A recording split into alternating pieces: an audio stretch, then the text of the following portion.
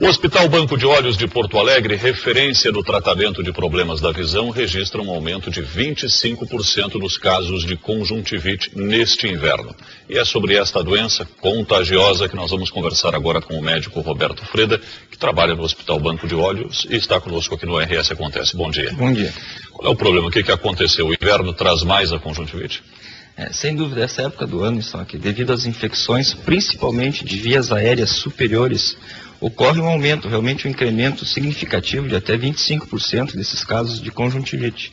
Exatamente porque as pessoas estão mais propensas a terem essas doenças de vias aéreas superiores, as rinites, laringites, faringites, e isso contamina, isso é contaminado no olho, porque a pessoa tosse, ela espirra, ela leva a mão que está contaminada com o micro-organismo ao olho, e aí os casos realmente aumentam e é um incremento significativo. Nós temos aí um procedimento parecido, então, cuidados são exigidos parecidos com o da gripe A, por exemplo, limpar bem as mãos, lavar bem as mãos a todo momento e não coçar os olhos, né? Sem dúvida, essas medidas deveriam ser universais e sempre, né? Elas não deveriam ser medidas que são feitas eventualmente, como nessa época.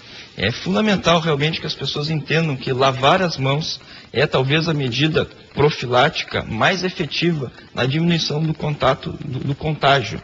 E a questão do contato físico, beijo, abraço, para aquela pessoa que está com a conjuntivite, também as pessoas devem tentar evitar, porque o vírus da conjuntivite viral, o adenovírus principalmente, ele é muito facilmente transmitido para as outras pessoas.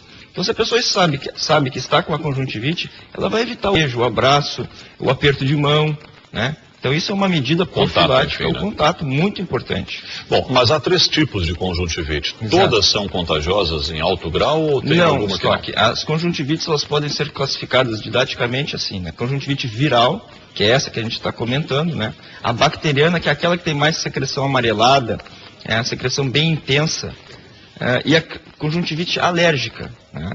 Então, essa que nessa época do ano aumenta a frequência é a viral. Embora a conjuntivite bacteriana seja, às vezes as pessoas se preocupam tanto, mas a viral realmente é aquela que pode deixar um pouco de consequência, de sequela, por exemplo, no olho, principalmente na córnea. Então, como é o tratamento? Essa questão da sequela é importante também.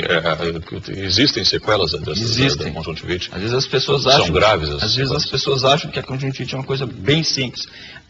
Em alguns pacientes podem ficar algumas sequelas, sobretudo na córnea. Depois que passa o período da conjuntivite, a córnea tem o que nós chamamos de infiltrados subepiteliais. Então, esses infiltrados podem atrapalhar a visão, a pessoa tem uma sensação de fotofobia, a luz incomoda. Mas não tem perda de visão? Pode. Em alguns pacientes pode existir um pouco de baixa de acuidade visual. Então, neste momento, está indicado um tratamento específico, muitas vezes com o uso de colírios com corticosteroides. Então, o que nós gostamos de chamar a atenção das pessoas é que a automedicação ela não está indicada.